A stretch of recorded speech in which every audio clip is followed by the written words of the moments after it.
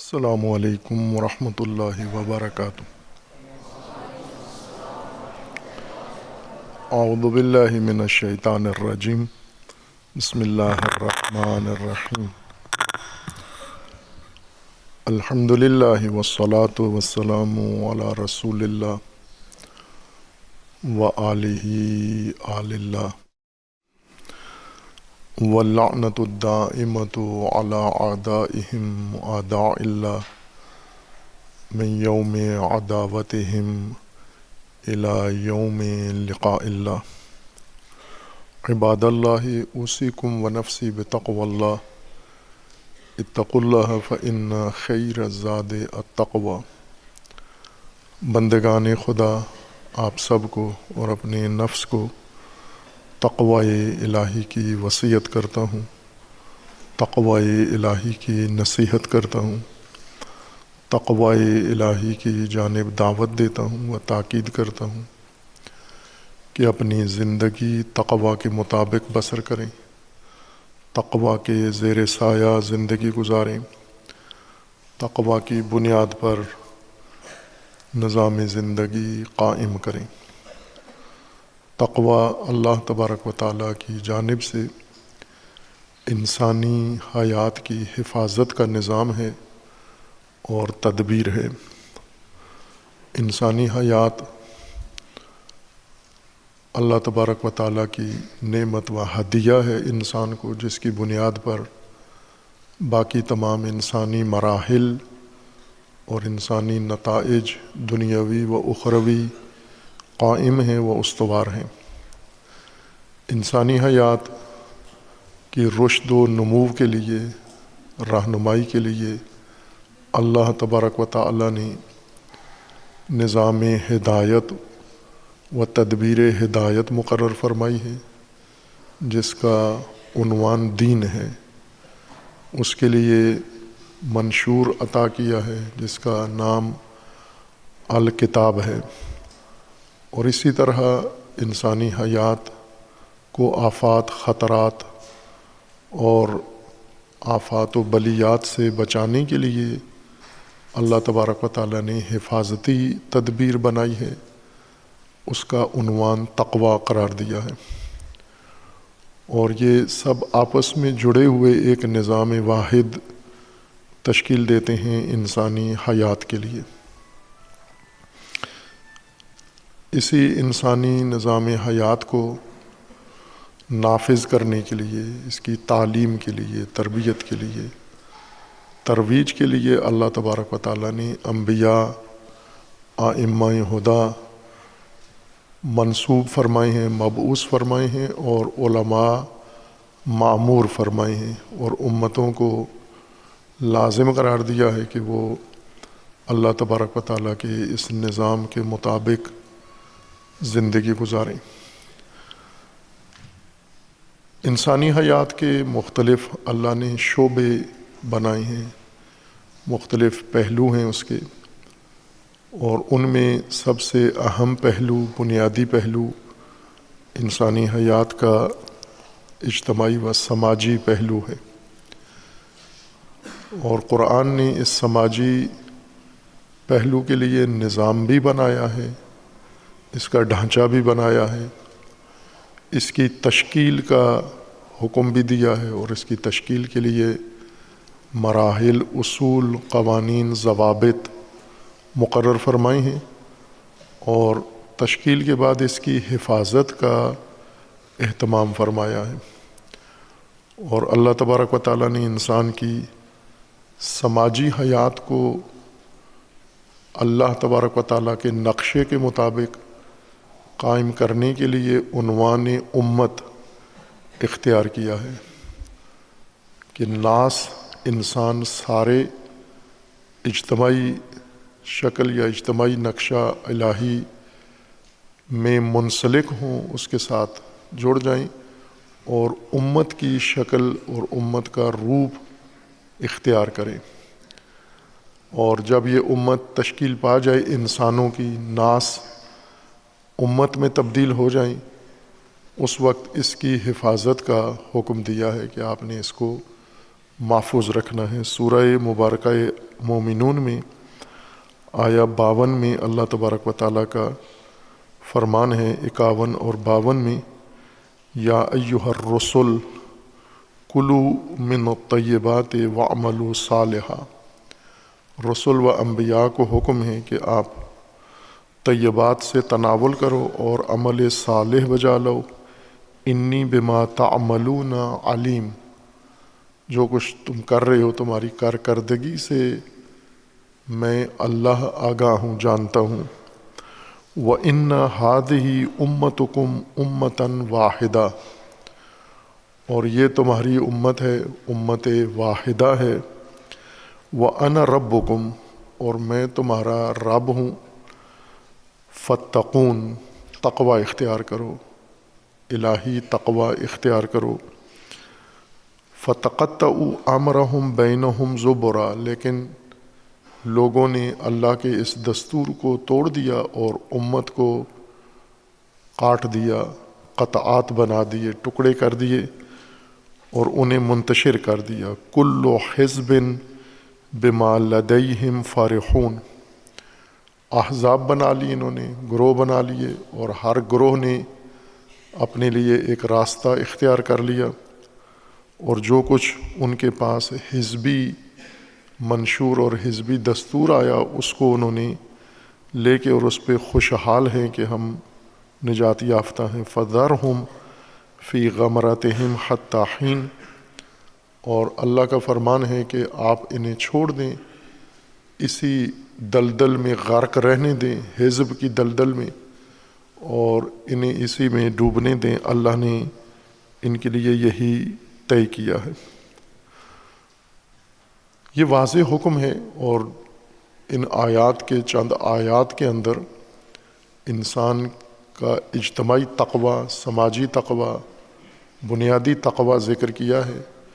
اور اگر یہ تقوی انسان حاصل کر لے، قائم ہو جائے، اس کی تعلیم ہو جائے، اس کی تربیت ہو جائے، اس کے مطابق عمل شروع ہو جائے، تو پہلا قدم اس کا تشکیل امت ہے۔ اگر با تقوی علماء ہوں، با تقوی نظام تعلیم ہو، با تقوی امت ہو، تو پہلے بنیادی تقوی یعنی بنیادی چیز کی حفاظت کا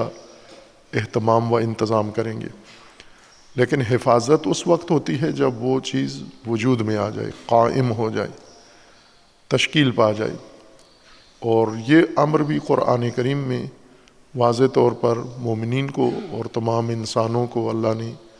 صادر کیا ہے کہ آپ کو امت بننا ہے۔ وَلْتَكُنْ مِنْكُمْ أُمَّةٌ، تمہیں امت ہونا اور امت بننا ہے تمہیں۔ اور امت سازی کے لیے جو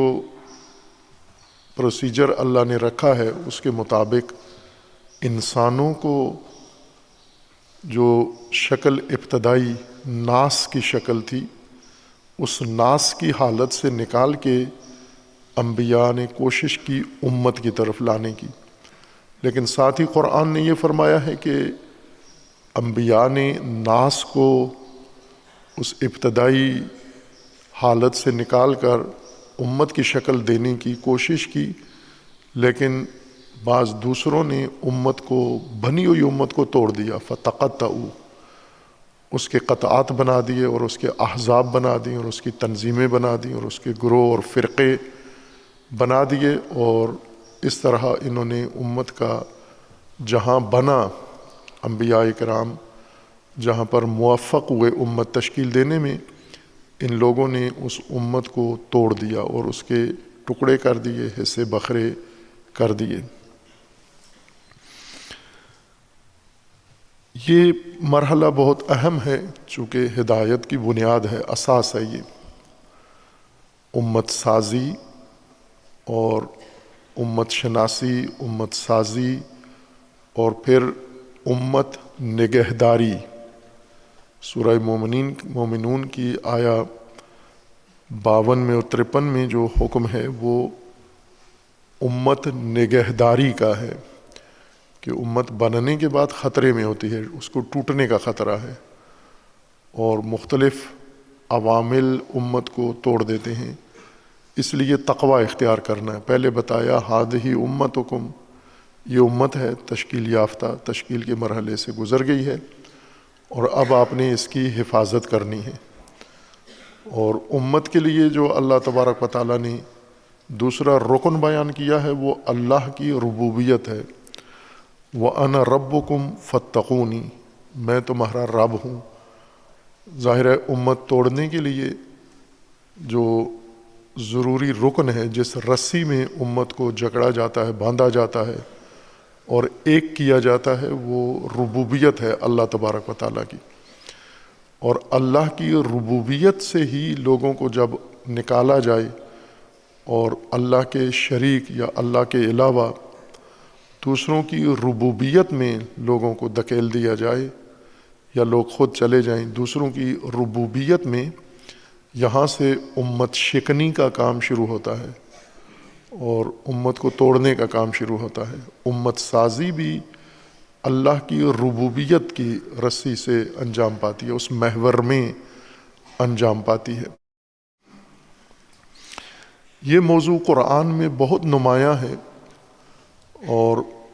اسی طرح رسول اللہ صلی اللہ علیہ وآلہ وسلم نے بھی اس موضوع کو بہت نمایاں کر کے سر فہرست قرار دیا ہے، چونکہ ہدایت کا یہ سرنامہ ہے۔ سرنامہ ہمیشہ اوپر اس مین سرخی کو کہتے ہیں۔ قرآن کی ہدایت کی، رسول اللہ کی ہدایت کی بڑی سرخی، شاہ سرخی یہی ہے کہ یہ ناس کو امت بنانا ہے اور پھر امت کی نگہداری کرنی ہے۔ اسی طرح اللہ تبارک و تعالیٰ نے امامت کا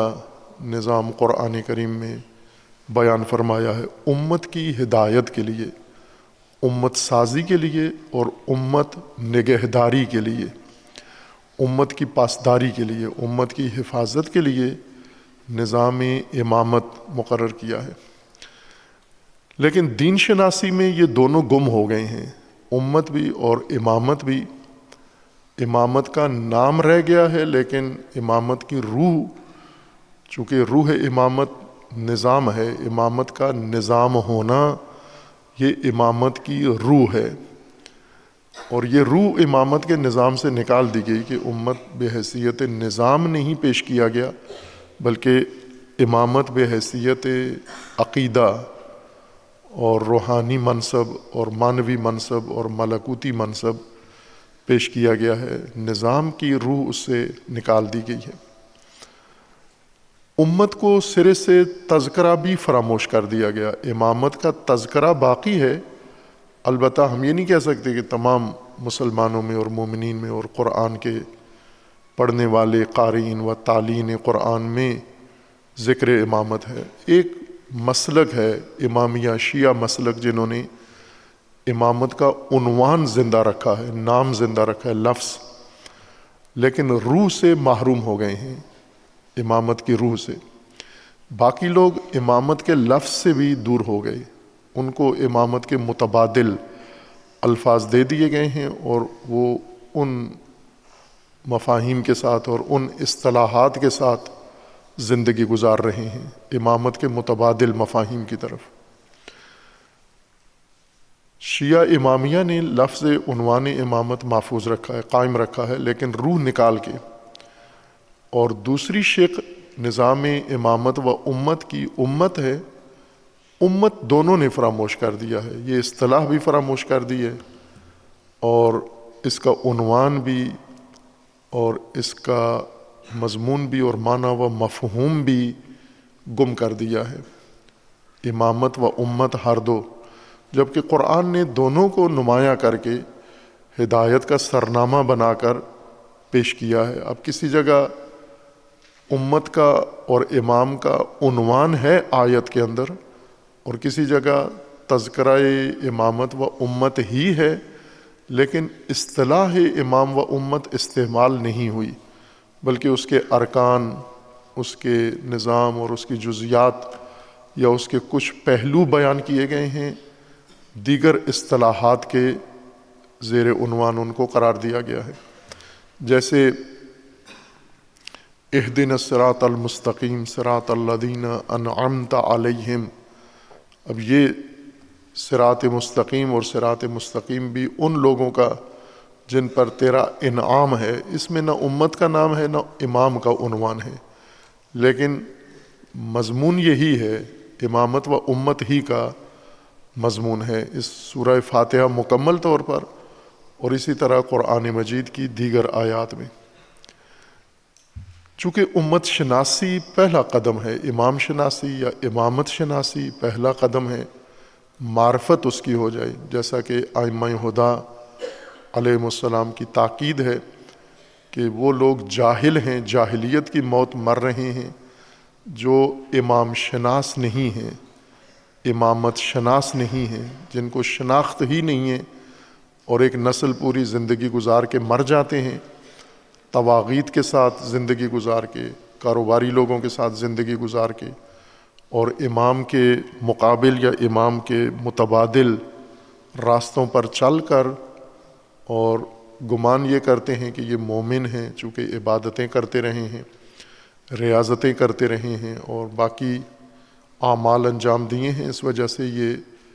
سعادت کی موت مر رہے ہیں، جبکہ امام علیہ السلام نے اور رسول اللہ نے فرمایا کہ یہ جہالت کی موت ہے۔ من مات ولم یعرف امام زمانہ مات میتتاً جاہلیہ، کہ جو بھی مر گیا اور اپنے وقت کے امام کی پہچان نہیں کر سکا، پہچان سے مراد یہ نہیں کہ اس کا نام اور شجرہ نسب، پہچان سے مراد یعنی اس کی امامت کے نظام اور اس کے تابع فرمان ہو کر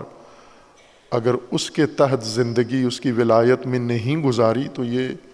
جاہلیت کی موت ہے یہ، اور جاہلیت کی موت کا انجام جنت نہیں ہوتا، جہنم ہوتا ہے۔ جاہلیت کی موت مر کے انسان بہشت میں نہیں جاتا، دوزخ میں جاتا ہے، بہت خوفناک انجام ہے جاہلیت کی موت کا۔ اور دوسری طرف پھر روایت میں ہے کہ آپ نے اگر امام پہچاننا ہے تو کس طرح سے پہچانو گے؟ جس طرح حدیث میں ہے کہ آپ نے اللہ کی معرفت اگر حاصل کرنی ہے تو اللہ کی ربوبیت سے اللہ کی معرفت حاصل کرو، اور رسول کی معرفت اگر حاصل کرنی ہے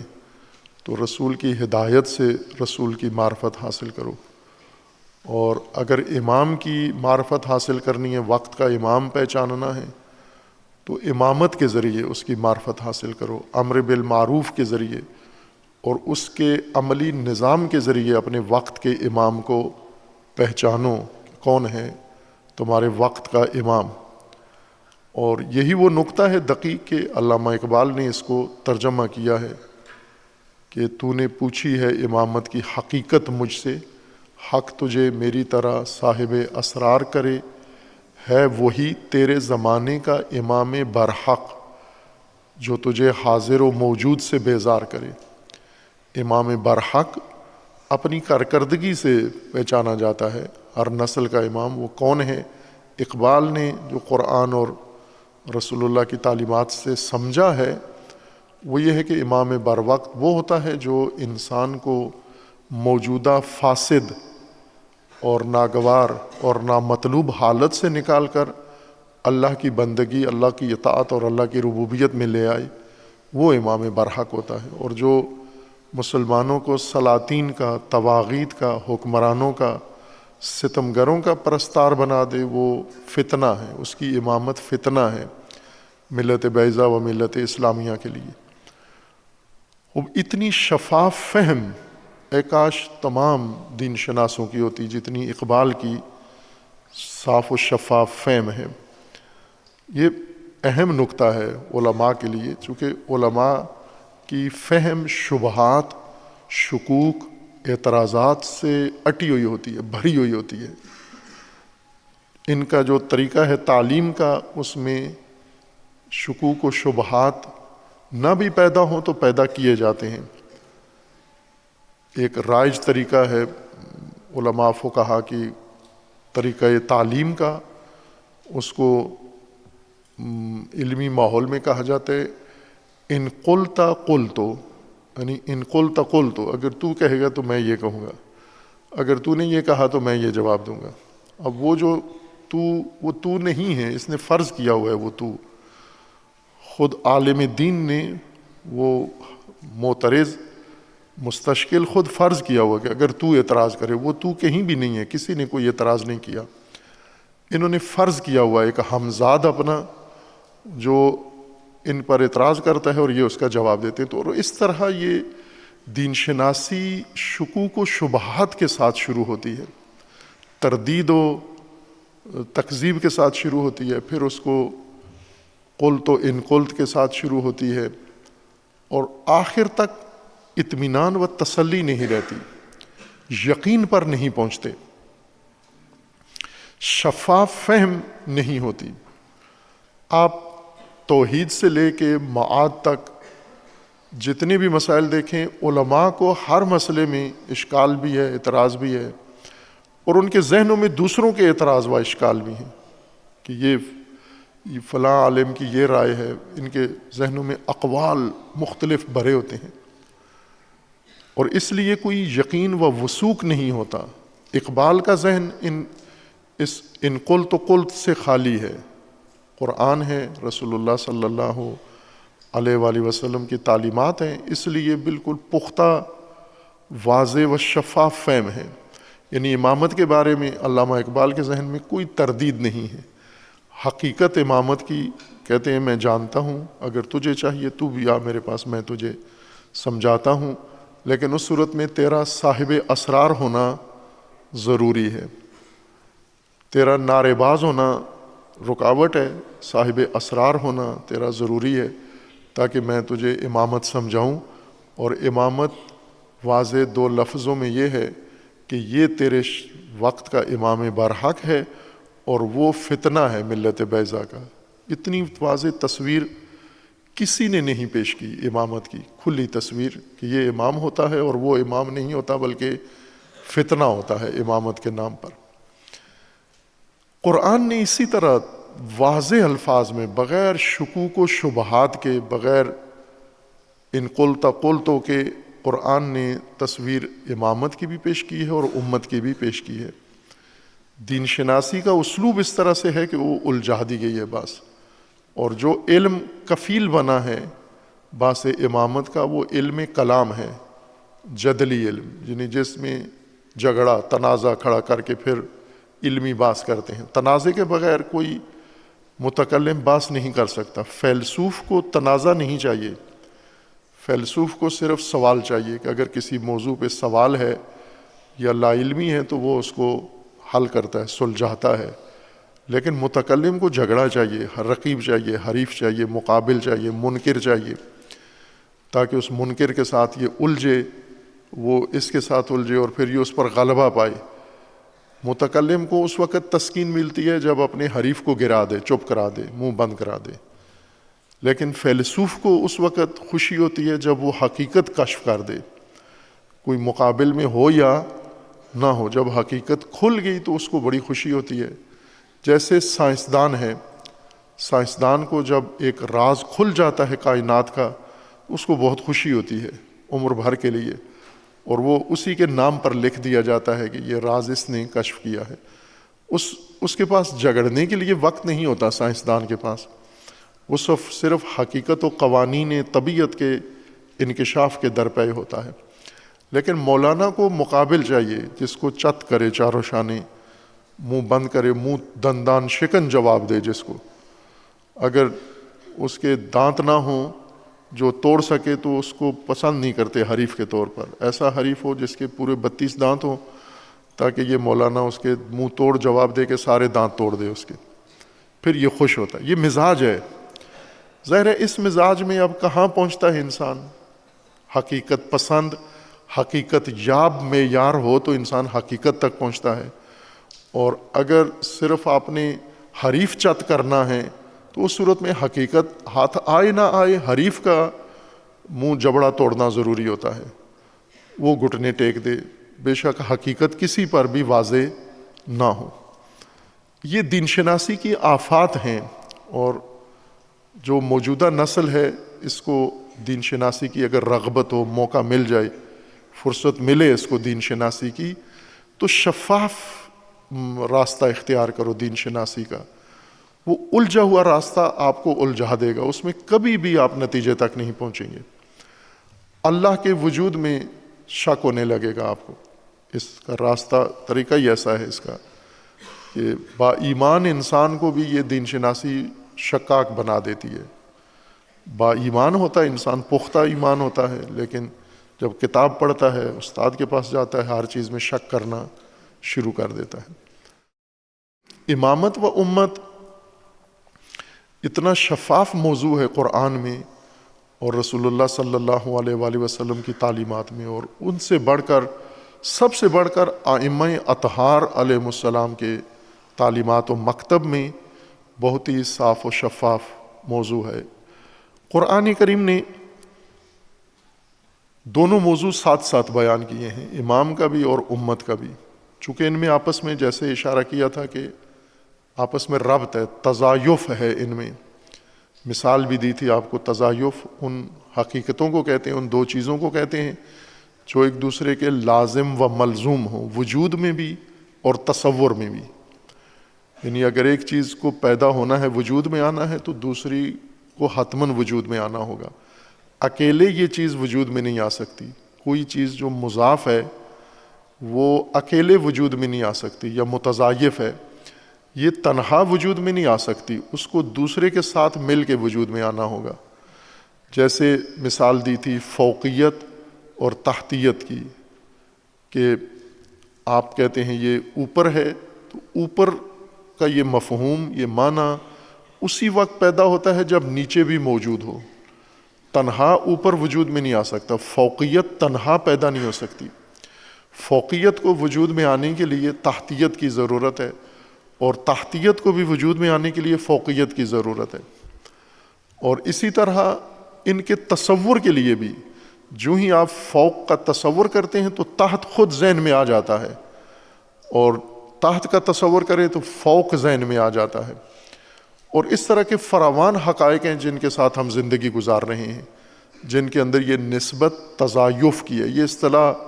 عربی اصطلاح ہے، معنی اردو میں بھی ہوتا ہے، پنجابی میں بھی ہوتا ہے، اور اردو پنجابی والے اس کو استعمال بھی کر رہے ہوتے ہیں، لیکن انہیں اپنی زبان کی اصطلاح کا علم نہیں ہوتا کہ یہ دو جو متضایف چیزیں ہیں یہ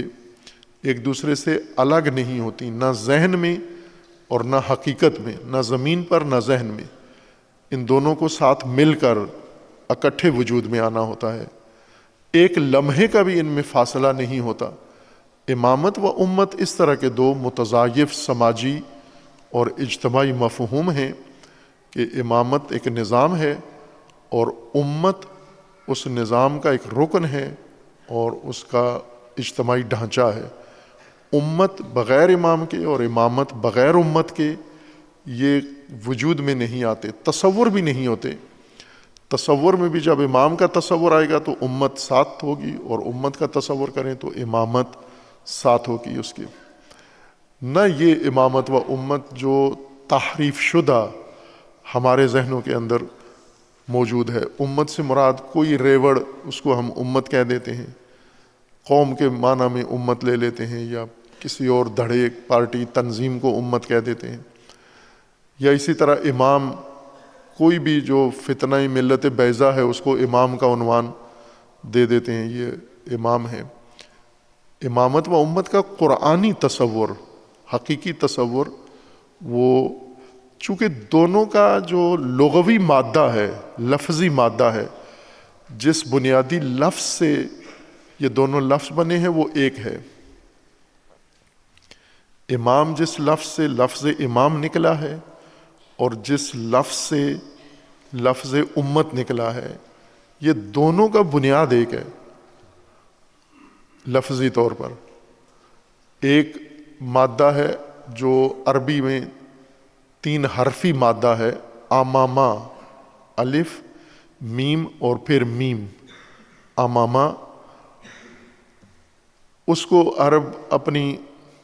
قاعدے کے مطابق عموماً جب ایک جیسے 2 حرف اکٹھے ہو جائیں ایک ہی لفظ کے اندر، تو اس کو وہ مضاف کہتے ہیں، اور اسے ایک دوسرے کے اندر مدغم کر دیتے ہیں، منظم کر دیتے ہیں، اور اس کے اوپر شد ڈال کے اس کو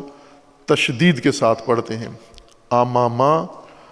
اگر دونوں میم کو الگ الگ پڑھیں آپ، اور اگر دونوں میم کو ایک دوسرے میں ضم کر کے پڑھیں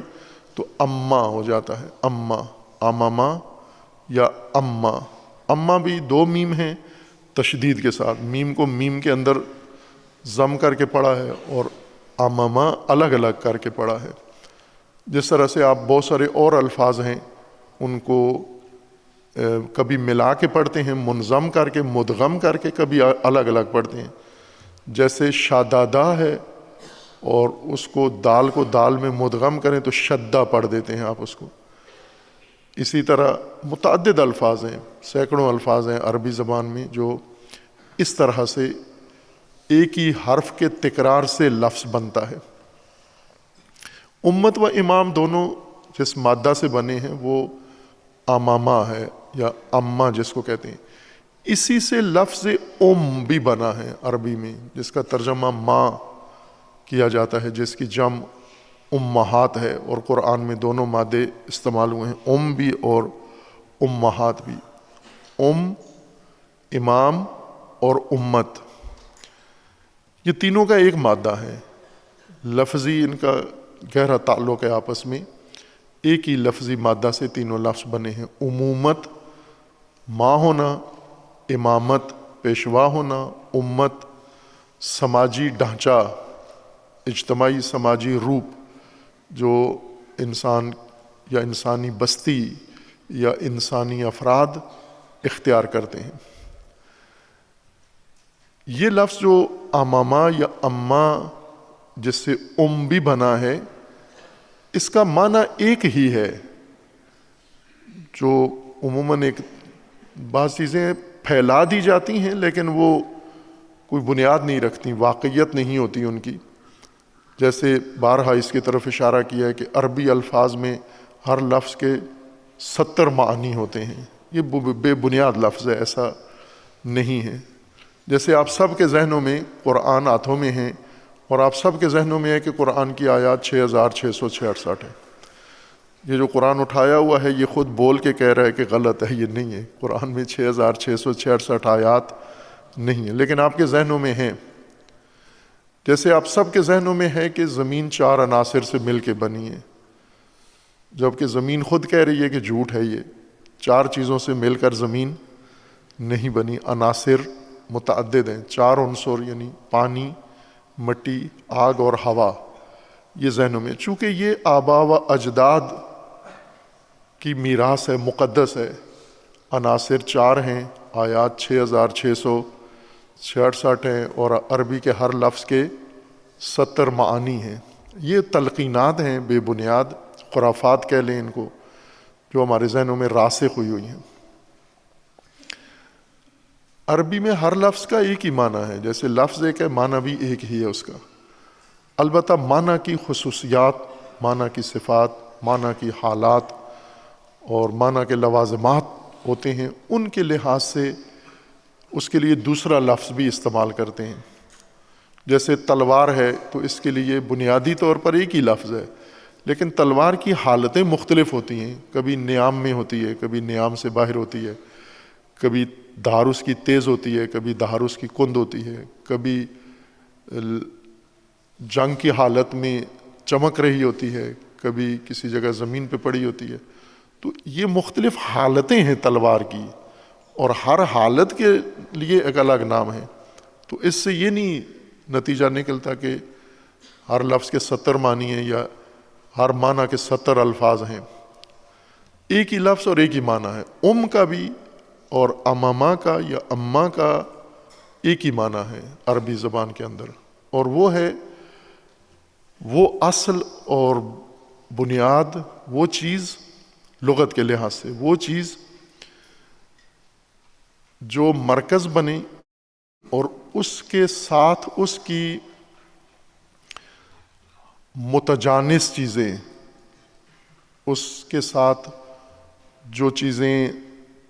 تماثل رکھتی ہیں، تجانس رکھتی ہیں، یعنی اس جیسی چیزیں، اسی کی مثل، مماثل مثل کو کہتے ہیں، 2 چیزیں جن میں آپس میں یکسانیت پائی جاتی ہو، وہ چیزیں جن میں کچھ چیزوں میں یکسانیت نہیں ہے، مثلا پتھر اور پودے میں یکسانیت نہیں ہے، یا پودوں میں بھی آپس میں یکسانیت نہیں ہے، کچھ پہلوؤں سے ہے، لیکن کچھ پودے ایسے ہیں جن کی دوسرے پودوں کے ساتھ مکمل یکسانیت ہے۔ یہ یکسانیت اشیاء کے اندر ہے، یکسانیت رکھنے والی چیزیں اس ایک چیز کے ساتھ آ کے جڑ جائیں، اس کے طرف لوٹ آئیں یا اس سے نکلیں، پھوٹیں، لیکن ان کا تعلق اس ایک چیز سے ہو، یہ محور بنے، یہ مرکز بنے، اور وہ یکساں چیزیں ساری اس کے ساتھ منسلک ہو جائیں، اس سے ملحق ہو جائیں، اس کے ساتھ آ کے جڑ جائیں اور اس کے ساتھ ربط قائم کر لیں۔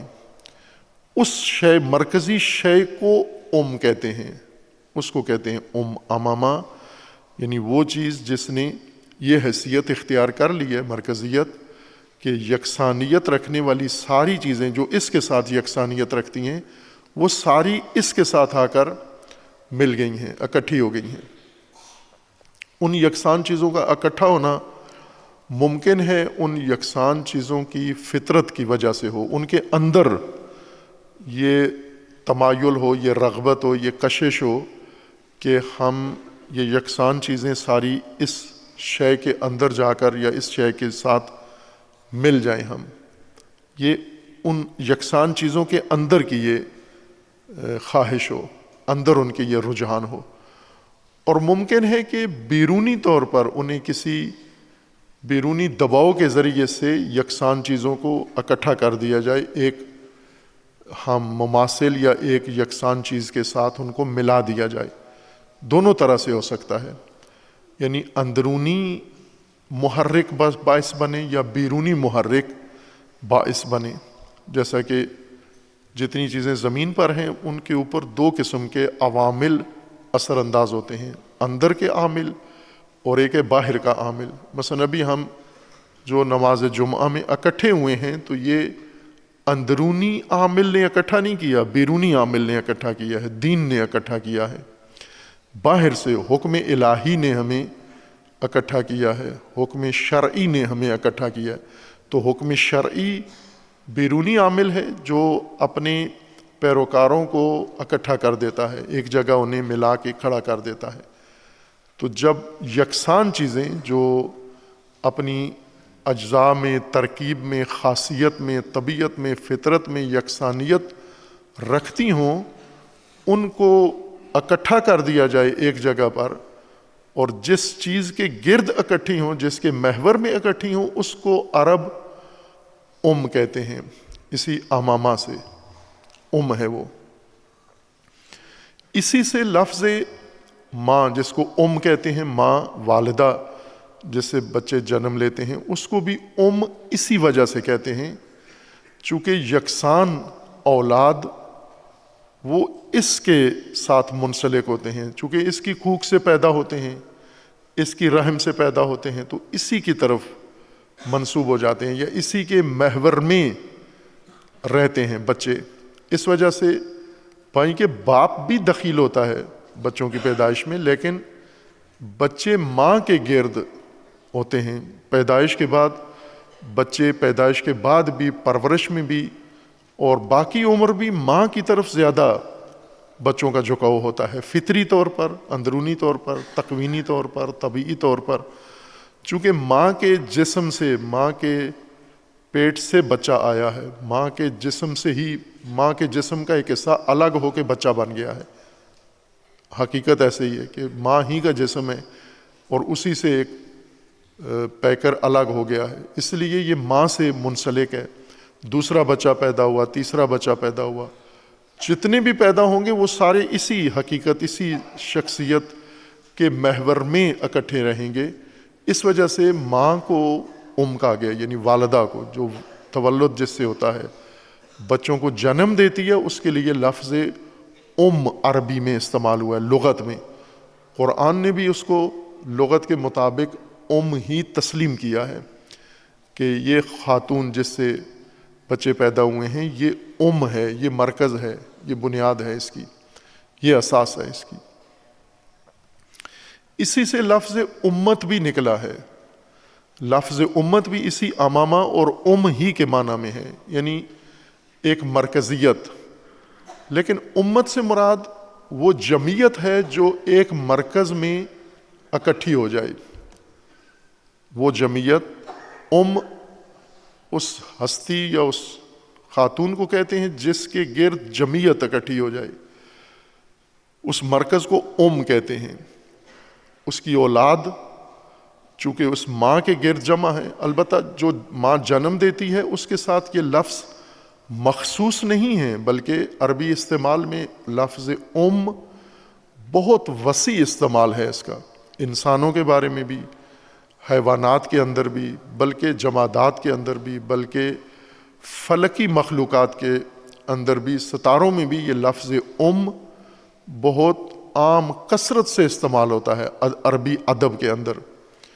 اور مختلف اشیاء کے بارے میں بھی یہ لفظ استعمال ہوتا ہے، اور اپنے حقیقی معنی میں استعمال ہوتا ہے، مجاز نہیں ہے، حقیقتاً وہ اشیاء ہی کا درجہ رکھتی ہیں۔ امت جمعیت کو کہتے ہیں، جس کے گرد جمعیت اکٹھی ہو وہ ہے، اور امت جب اس سے بنا جائے لفظ امتن، یہ جمعیت کے معنی میں آتا ہے، جو جمعیت اکٹھی ہو جائے، مل جائے آپس میں، جن کے اندر یکسانیت ہو، جن کے اندر تجانس ہو، تماثل ہو، جن کے اندر ملتی جلتی صفات ہوں، وہ جمعیت اگر ایک مرکز میں اکٹھی ہو جائے، انہیں کوئی ایک چیز جمع کر دے آپس میں، تو اس جمع شدہ جمعیت کو امت کہا جاتا ہے لغت عرب کے لحاظ سے۔ کوئی بھی چیز ان کو اکٹھی کر لے، ظاہر ہے مختلف متفرق منتشر جمعیت کبھی اندرونی کسی محرک کے تحت اکٹھے ہو جاتے ہیں، کبھی کوئی بیرونی دباؤ ان کو آپس میں اکٹھا کر دیتا ہے، اور وہ ممکن ہے مادی چیز ہو جس نے اس متفرق جمعیت کو اکٹھا کر دیا ہے، اور ممکن ہے وہ معنوی شے ہو کوئی،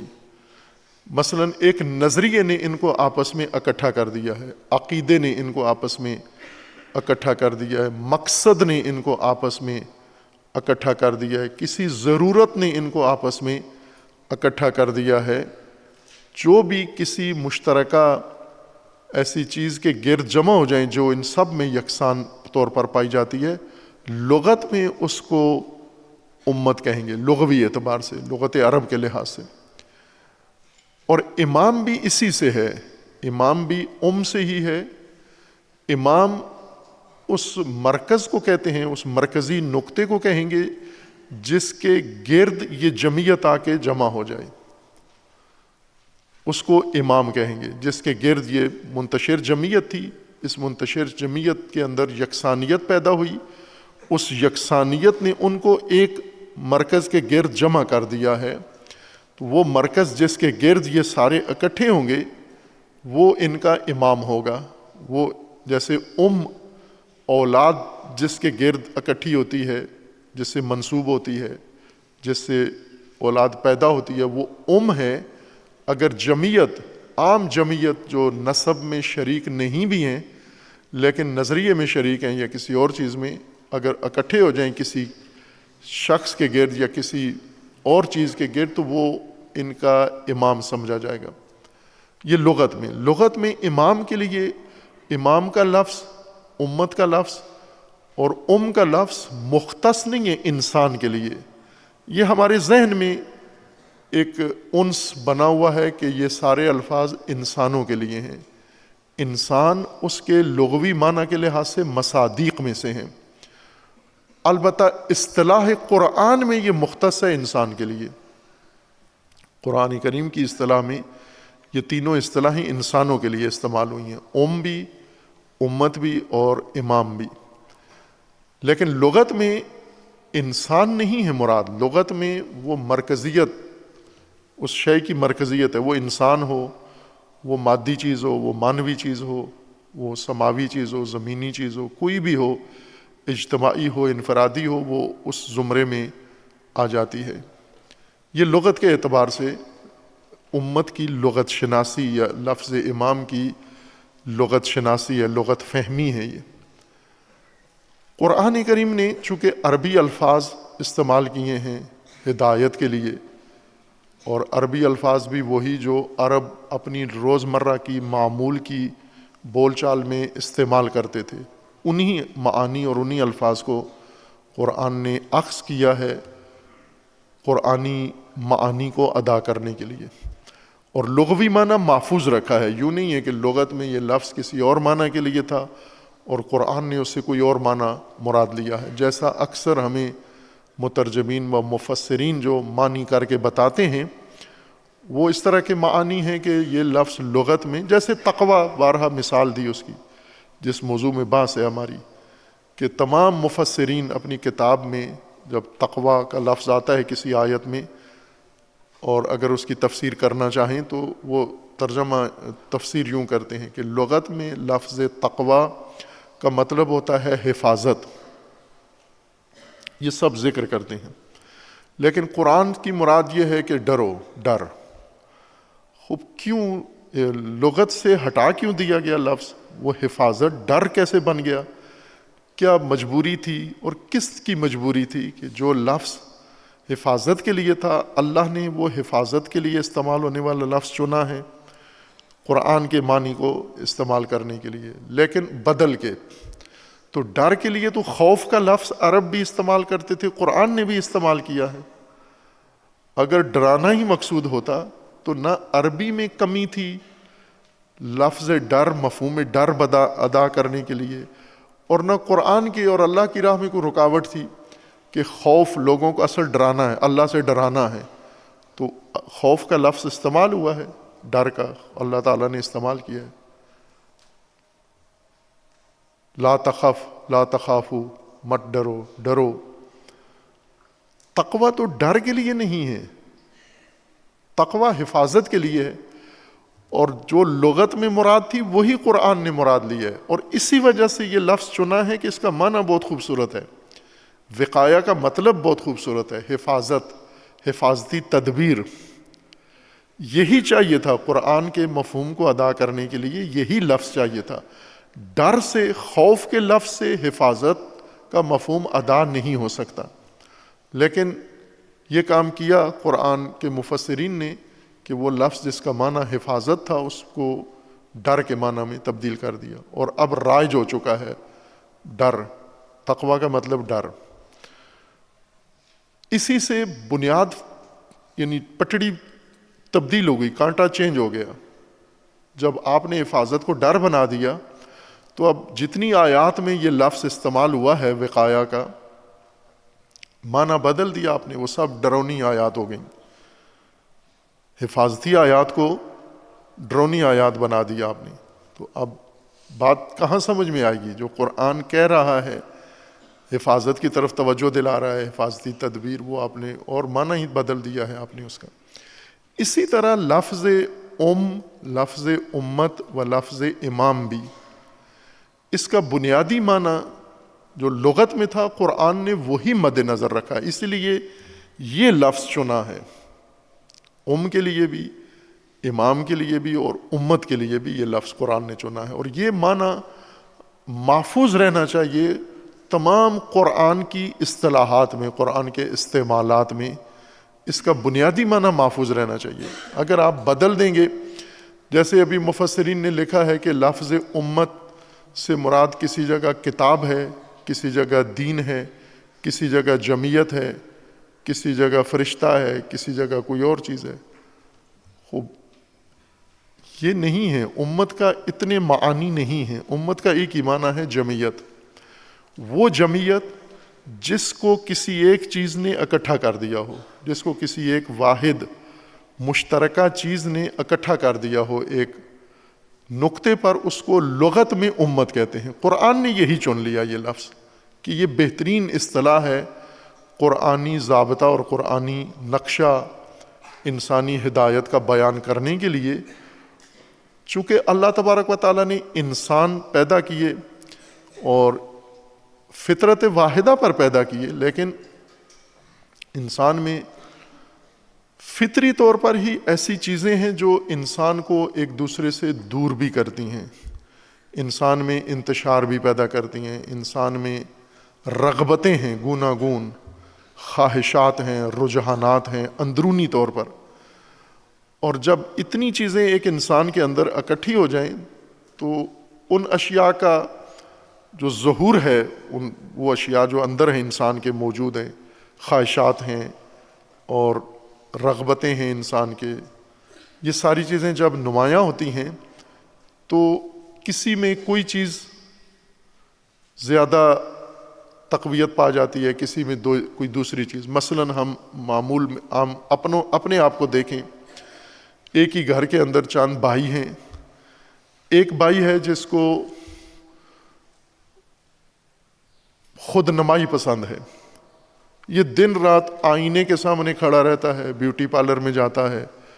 کٹنگ کراتا ہے اپنی الٹی سیدھی، اور ہر وہ کام کرتا ہے جس سے لوگوں کی توجہ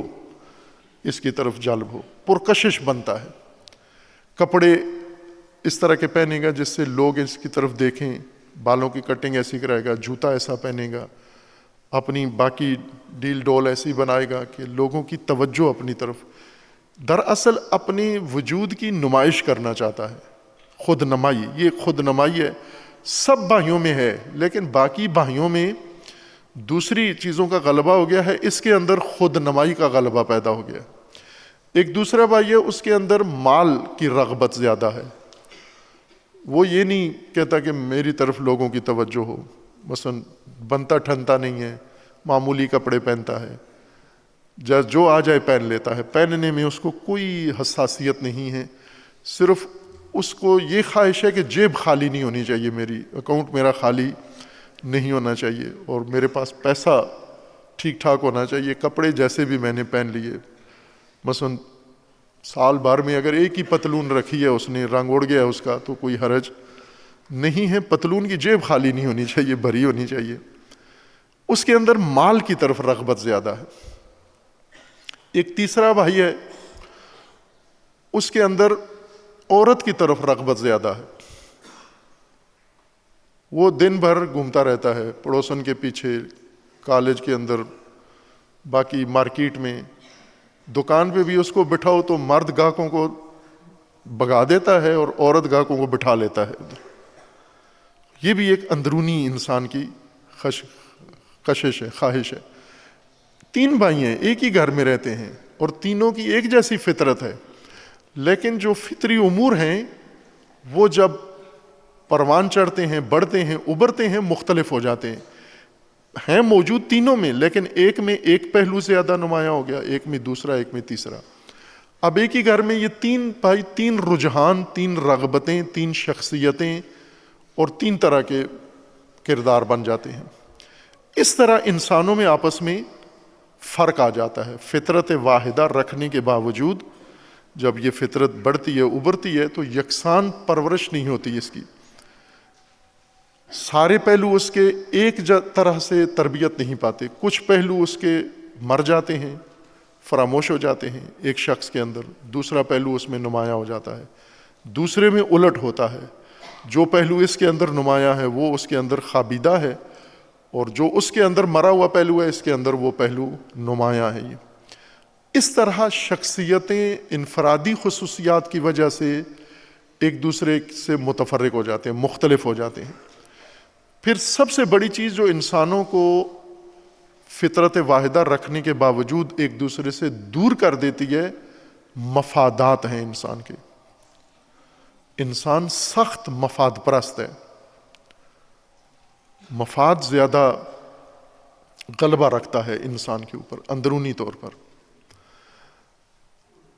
اللہ نے یہ مفاد کی خواہش یا فائدہ پسندی اللہ نے رکھی ہے، یہ رغبت انسان کے اندر، لیکن یہ کسی اور مقصد کے لیے رکھی تھی. یہ جتنی بھی خواہشیں انسان کے اندر فطری طور پر ہیں،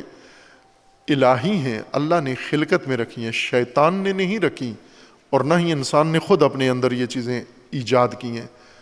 پروان میں نے خود چڑھائی ہیں یہ چیزیں، لیکن رکھی اللہ نے ہیں. یہ امانتیں اللہ کی ہیں، لیکن میں نے ان کو کسی اور سمت میں پروان چڑھا لیا ہے. اللہ تبارک و تعالیٰ نے انسان کو پیدا کیا یکساں فطرت کے ساتھ اور گوناگون قابلیتوں اور صلاحیتوں کے ساتھ، اور یہ سب کچھ ایک چیز کے لیے رکھا کہ انسان کا مقصد ہے، خلقت کا مقصد ہے. انسان کو اصل مقصد کے لیے یہ سب کچھ سامان دیا گیا ہے، یہ توانائیاں، یہ خواہشات اور یہ شہوات، یہ جتنی بھی انسان کے اندر رغبتیں ہیں، کششیں ہیں، یہ سب بیٹریاں ہیں، اللہ نے رکھی ہیں یہ بیٹریاں، کیونکہ ایک بڑا ہدف انسان کے سامنے رکھا ہے، مقصد خلقت۔ اگر انسان مقصد شناس ہو، مقصد پسند ہو اور مقصد کے پہ اوپر نظریں ہوں، تو یہ ساری چیزیں ایک توانائی بن جاتی ہیں۔ جس طرح ایک گاڑی ہے، اس گاڑی کے اندر بہت ساری قابلیتیں ہیں، توانائیاں ہیں۔ یہ گاڑی جب سنجیدہ آدمی لیتا ہے، اسٹیئرنگ پہ بیٹھتا ہے، تو یہ گاڑی کی جتنی قوت ہے، انجن کی قوت ہے، اس کی بیٹری کی قوت ہے، اس کی باقی جو صلاحیت ہے، قوت ہے، وہ ساری یہ ڈرائیور استعمال کرتا ہے مقصد تک پہنچنے کے لیے۔ لیکن یہی گاڑی جب ایک الہڑ جوان کے ہاتھ چڑھتی ہے، جس نے اس گاڑی کے ذریعے کہیں پہنچنا نہیں ہے، بس کھیلنا ہے، نمائش کرنی ہے، ویلنگ کرنی ہے، اس نے ہارن بجانے ہیں، بسنت منانی ہے، تو یہی توانائیاں جو گاڑی کے اندر مقصد تک پہنچنے کے لیے رکھی گئی تھیں، یہی توانائیاں کسی اور ہدف کے لیے استعمال ہونے لگی ہیں۔ انسان بھی اسی طرح گوناگون توانائیوں کا مرکز ہے۔ انسان کے اندر کئی چپیں لگی ہوئی ہیں، کئی بیٹریاں لگی ہوئی ہیں، کئی پہلو انسان نے، غیر معمولی توانائی انسان کے اندر ہے، ذہنی، جسمانی، ارادی، مانوی، قلبی، مختلف توانائیاں ہیں۔ یہ توانائیاں مقصد کے لیے تھیں کہ انسان کا مقصد ہے، اس مقصد کے لیے اتنی توانائی، طاقت چاہیے مختلف شعبوں کی، تاکہ انسان اس مقصد تک پہنچ جائے۔ وہ راستہ دشوار راستہ ہے، وہ چڑھائی ہے، مقصد ایک چوٹی پہ رکھ دیا گیا ہے، انسان کو اس چوٹی کے دامن میں کھڑا کر دیا گیا ہے، اسفل سافلین، اور وہاں سے اس چوٹی پہ چڑھنے کے لیے یہ توانائی دی گئی ہے، کوہ کرنی ہے آپ نے اور وہاں پر چڑھنا ہے آپ نے۔ لیکن انسان وہیں دامن میں ہی ان توانائیوں کو ضائع کرنا شروع کر دیتا ہے۔ مقصد پرست انسان مفاد پرست بن جاتا ہے، مقصد بھول جاتا ہے، فراموش کر دیتا ہے، اور تمام توانائی مفاد کے لیے صرف کر دیتا ہے۔ جب مفادات مقصد کی جگہ لے لیتے ہیں، یہاں سے انسانوں میں انتشار شروع ہو جاتا ہے، تنازع شروع ہو جاتا ہے، چونکہ سب کے مفادات ہیں، سب کا مقصد بھی ہے۔ اگر سب مقصد کی طرف توجہ کریں، کوئی دو لوگوں میں بھی آپس میں جھگڑا نہیں ہوگا، اگر سب کا رخ مقصد کی طرف ہو جائے۔ لیکن جب سب کا رخ مفاد کی طرف ہوتا ہے، پھر لڑ پڑتے ہیں آپس میں، چونکہ مفاد سے ٹکراتا ہے، لیکن مقصد سے نہیں ٹکراتا۔ مقصد سے نہیں ٹکراتا، مقصد تک پہنچنے والا راستہ کسی سے نہیں ٹکراتا۔ مقصد تک پہنچنے والا راستہ صراط مستقیم ہے، یہ نہیں ٹکراتا، مقصد بھی نہیں ٹکراتا، مفاد ٹکراتا ہے، مفاد تک پہنچنے والا راستہ ٹکراتا ہے، اور مفاد تک پہنچانے والے وسائل ٹکراتے ہیں آپس میں۔ یہاں سے انسان کا دشمن بن جاتا ہے، انسان کے خلاف ہو جاتا ہے، بھائی کے خلاف ہو جاتا ہے، رشتہ دار کے خلاف ہو جاتا ہے۔ یہاں سے ان کے اندر فتنہ کھڑا ہو جاتا ہے، آغاز ہو جاتا ہے مفاد پرستی کی وجہ سے۔ پھر مفاد پرستی کو ہوا دیتی ہیں بہت ساری چیزیں انسان کی، اور یہاں سے انسان میں انتشار قائم ہو جاتا ہے۔ اور یہ انسان جس کی فطرت واحدہ ہے، یہ مختلف گروہوں میں، دستوں میں، دھڑوں میں اور شکلوں میں تقسیم ہو جاتا ہے۔ اور جو انسان مفاد پرستی کی وجہ سے یہ شکلیں اپنا لیتا ہے، اس کا پہلا نقصان یہ ہوتا ہے کہ مقصد دور ہو جاتا ہے، مقصد بھول جاتا ہے۔ اب اصل تو مقصد کے لیے پیدا کیا گیا ہے، مفاد نے مقصد سے دور کر دیا اس کو مقصد پہ یا اپنے حال پہ چھوڑ دیا جائے کہ یہ مفادات کی جنگ میں، تنازع میں الجھ کے یہیں مر جائیں، ایک دوسرے کو مار دیں، ختم کر دیں، نہ بھی مریں تو بھی ایک نہ ختم ہونے والی جنگ ان کے اندر جاری رہے مفادات کے لیے اور وسائل کی جنگ، یا نہ ان کی توجہ ضروری ہے، ان کو ہوشیار کرنا، ان کو بیدار کرنا، آگاہ کرنا، انہیں بتانا کہ آپ جانور نہیں ہو، آپ حیوان نہیں ہو، آپ گائے بھینس نہیں ہو، بھیڑ بکری نہیں ہو، انسان ہو، آپ انسان ہو، اور آپ کا ایک انسانی اعلیٰ مقصد ہے، اور اس مقصد کی طرف ان کو توجہ دلانے کے لیے ضروری ہے ایک مرکزیت کی، کوئی چیز ایسی ہو جس کے گرد یہ جمع ہوں اور وہ ان کو پھر ایک کر دے، اکٹھا کر دے۔ وہ پہلی چیز جو انسانوں کو اکٹھا کرتی ہے مقصد ہے، دوسری چیز جو اکٹھا کرتی ہے مقصد تک پہنچنے کا راستہ ہے، تیسری چیز جو انسانوں کو آپس میں اکٹھا کرتی ہے وہ اس راستے پر چلانے والا رہنما ہے، مقصد تک مقصد دکھانے والا اور راستہ دکھانے والا رہنما ہے۔ یہ رہنما ان کو اکٹھا کرتا ہے، جو انہیں آگاہی بھی دیتا ہے، جو انہیں منسجم بھی کرتا ہے، آپس میں متحد بھی کرتا ہے، ان کو نظم و ڈسپلن بھی قائم کرتا ہے، ان کا رخ بھی اپنے مقصد کی طرف موڑتا ہے۔ یہ جو کام یہ کرے، وہ واحد چیز جو ان کو اکٹھا کرے وہ امام ہے، اور جو جمعیت اکٹھی ہو جائے مقصد کی خاطر، راستے کی خاطر اور رہبر کی خاطر، یا رہبر کے گرد اور راستے کے گرد اور مقصد کے گرد جو اکٹھے ہو جائیں ان کو امت کہتے ہیں۔ اور یہ مقصد و راستہ اور رہنما چونکہ اللہ تبارک و تعالیٰ نے انسانوں کے لیے مقرر کیا ہے، قرآن کی اصطلاح میں امت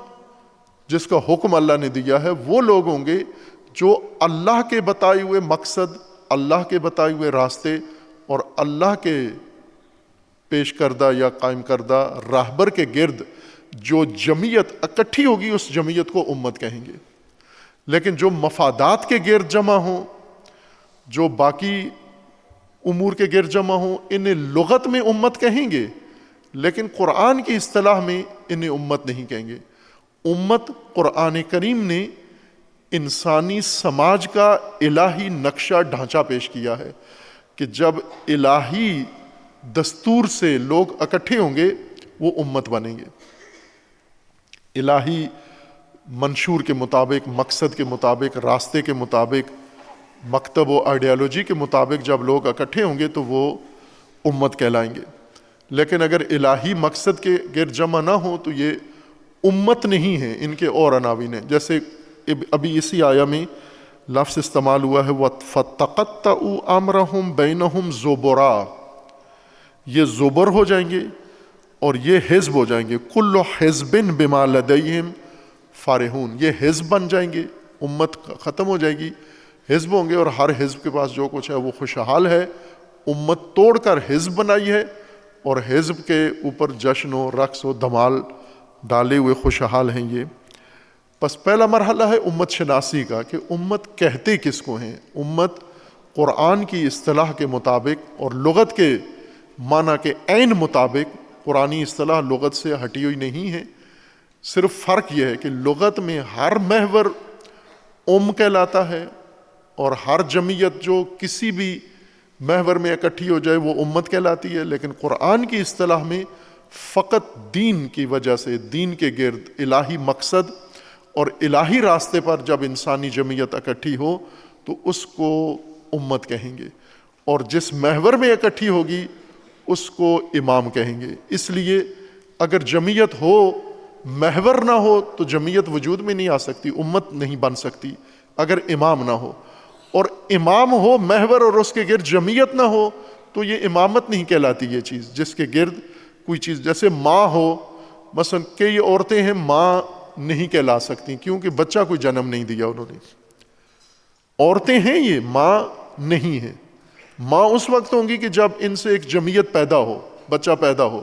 ایک بچہ پیدا ہو، دو بچے پیدا ہوں، پھر یہ ماں کہلائیں گی۔ لیکن بچہ پیدا کیے بغیر تو ماں کہیں تو برا بھی لگتا ہے اس عورت کو کہ مجھے ماں کیوں کہہ رہے ہیں، بلکہ ایک طرح سے تہمت بھی ہو جاتی ہے اگر کسی کماری عورت کو کہا جائے یہ ماں ہے۔ ماں نہیں ہے چونکہ بچہ اس کا نہیں ہے۔ امام ہو تو امت چاہیے، امام ہے ہی، امام کا مطلب یہی ہے جس کے گرد امت اکٹھی ہو، اور امت وہ جمعیت ہے جو امام کے گرد اکٹھی ہو، اور راستہ اس کا وہی ہو جو امام کا راستہ ہے جو اللہ نے مقرر کیا ہے، اور مقصد اس کا وہی ہو جو اللہ تبارک و تعالیٰ نے مقصد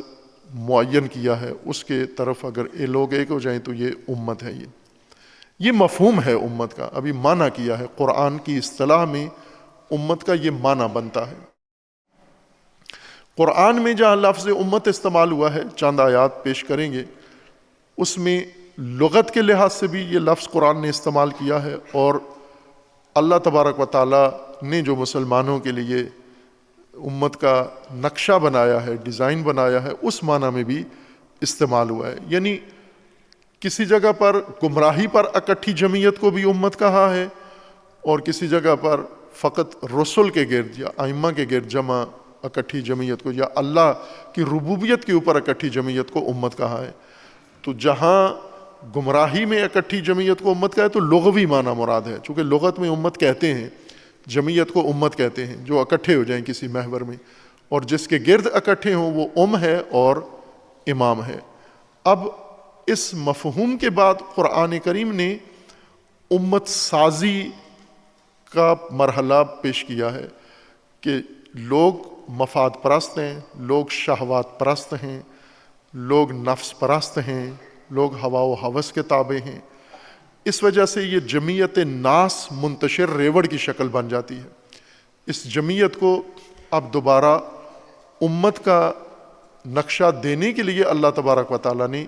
ائمہ مقرر کیے کہ آپ نے اس منتشر ریوڑ کو امت بنانا ہے، امت سازی ہے. جب یہ امت سازی ہو جائے، امت بن جائے، پھر فرمایا ان ھذہ امتکم امۃ واحدہ، یہ تمہاری امت ہے اور اس کی حفاظت کرنی ہے. امت نگہداری یہ بعد کا مرحلہ ہے. پہلا ہے امت سازی اور اس سے پہلے ہے امت شناسی. اللہ تبارک و تعالیٰ توفیق دے ہمیں فہم قرآن کی، صحیح فہم قرآن کی اللہ توفیق عطا فرمائے، اور خداوند تبارک و تعالیٰ قرآن کے مطابق ہمیں ہدایت لینے کی توفیق عطا فرمائے، اور خداوند تبارک و تعالیٰ ہمیں نظام قرآن، نظام امامت و امت کو سمجھنے کی اور اسے قائم کرنے کی توفیق عطا فرمائے.